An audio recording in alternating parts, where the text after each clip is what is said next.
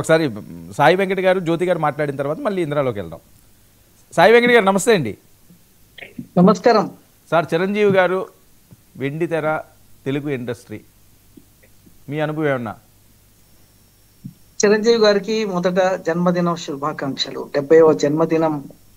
ఈరోజు కూడా 70వ జన్మదినంలో కూడా హీరోగా విశ్వంబర అనే సినిమాతో హీరోగా రాబోతున్నారు.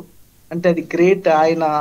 అంటే ఆయన సినిమా ఇండస్ట్రీలో మెగాస్టార్ అంటే సినిమా ఇండస్ట్రీ అంటే మెగాస్టార్ లాగా ఒక టైంలో నాగేశ్వరరావు గారు, ఎన్టీ రామారావు గారు అలాంటి హీరోలు ఉన్న టైంలో ఒక టైప్ ఆఫ్ పీపుల్ చూస్తున్న సమయం అది.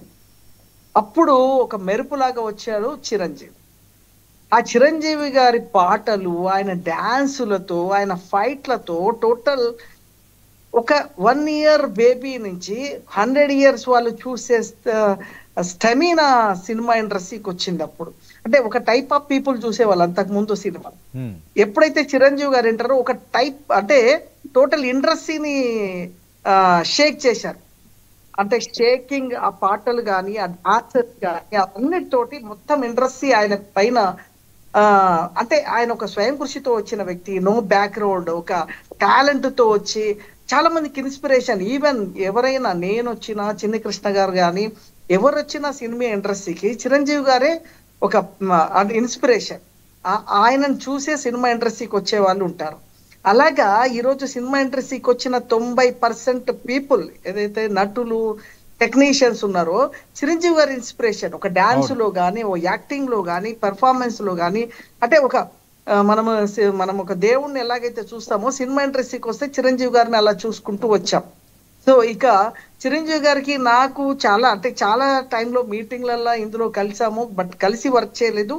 మేము ఎక్కువ మా అసోసియేషన్ లో కలిసినప్పుడు ఒకసారి హోటల్ హయత్ లో జరిగినప్పుడు మా అసోసియేషన్ మీటింగ్ జరుగుతుంది, చాలా వేడిగా జరుగుతున్నప్పుడు ఆయన చెప్పిన మాట ఒకటి బాగా గుర్తుండిపోయింది.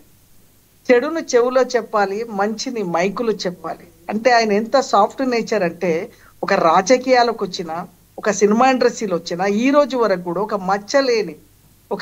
మచ్చలేని కథానాయకుడే కాదు, ఒక పెద్దన్న లాగా ఈ రోజు కూడా ఎవరితో కాంట్రవర్షియల్ లేకుండా, అంటే ఒక సాఫ్ట్ నేచర్ గా ఉండి మంచిని మైకులో చెప్పండి, చెడుని చెవులో చెప్పండి అనే ఒక నేచర్ ఉన్న చిరంజీవి గారు తెలుగు సినిమా ఇండస్ట్రీలో పుట్టడం, ఆయన ఈ తెలుగు సినిమా ఇండస్ట్రీలో ఒక ఇంత మంచి పేరు తెచ్చుకున్న ఆయనకి ఈరోజు జన్మదినం జరుగుతున్నందుకు ఒక సినిమా నిర్మాతగా, దర్శకుడిగా, ఒక నటుడిగా నేను వారికి ప్రత్యేకంగా 100వ జన్మదినం చేసుకోవాలని, వారికి భగవంతుడు ఆయురారోగ్యం అందించాలని, ఇలాగే డాన్సులు 100 ఇయర్స్ వరకు వేస్తూ మరి తెలుగు సినిమా ప్రపంచానికి ఒక మంచి కళాకారుడి ఆయన యొక్క కళను అందియాలని నేను ప్రత్యేకంగా కోరుతున్నాను. రైట్ సార్, చాలా అద్భుతంగా చెప్పారు.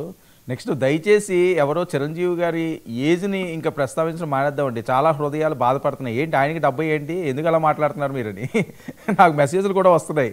ఎందుకండి మీరు శుభాకాంక్షలు చెప్పండి కానీ ఆయన ఏజ్ 70 అని చెప్తారేంటి, ఆయన ఇంకా నవ యువకుడే అని వాళ్ళు తట్టుకోలేకపోతున్నారు. జ్యోతి గారు మీ అనుభవాలు చెప్పండి. చిరంజీవి గారికి ఏ రకంగా